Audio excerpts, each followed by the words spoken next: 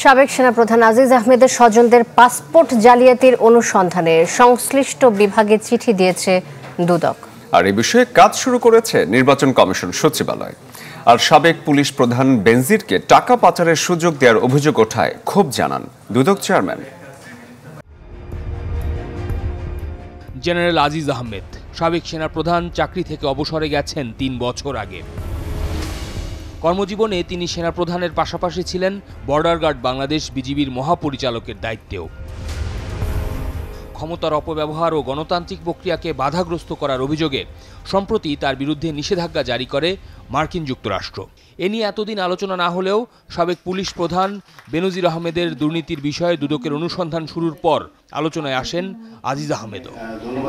দুদক বিটে কর্মরত সাংবাদিকদের সংগঠন র্যাকের সাথে মতবিনিময় সভায় এ নিয়ে কথা বলেন সংস্থার চেয়ারম্যান মোহাম্মদ মঈনুদ্দিন আবদুল্লাহ। তার দুই ভাই মিথ্যা তথ্য দিয়ে পাসপোর্ট নিছে, এটা আজিজের দোষ তো না, এটা তার ভাই এবং পাসপোর্ট ডিপার্টমেন্টের লোক।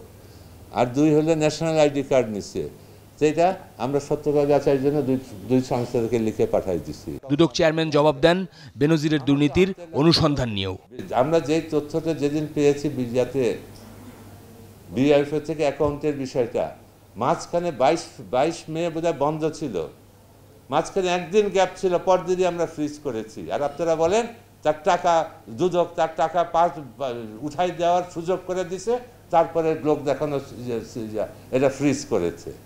আপনারা কি এগুলি দেখেন? এগুলি দেখেন না। নগদে 500 টাকা বা তার বেশি পেমেন্টে পেতে পারেন ঢাকায় জমিসহ 20 কোটি টাকার পুরস্কার। এদিকে নির্বাচন কমিশন জেনারেল আজিজের ছোট দুই ভাই হারিস ও জোসেফের ভুয়া এনআইডি তদন্তে কমিটি গঠন করেছে, যা জানান প্রধান নির্বাচন কমিশনার। যিনি এনআইডি পাসটা করছেন উনি অপরাধ করছেন, কোনো না কোনো ফাঁক ফোকর দিয়ে অপরাধ করার সুযোগটা সে পেয়েছে। কিন্তু তিনি যে নির্মল ব্যক্তিত্ব আমরা তো সেটা বলছি না, কোনো সাফাই করি না, তার বিরুদ্ধে তদন্ত কমিটি হয়েছে।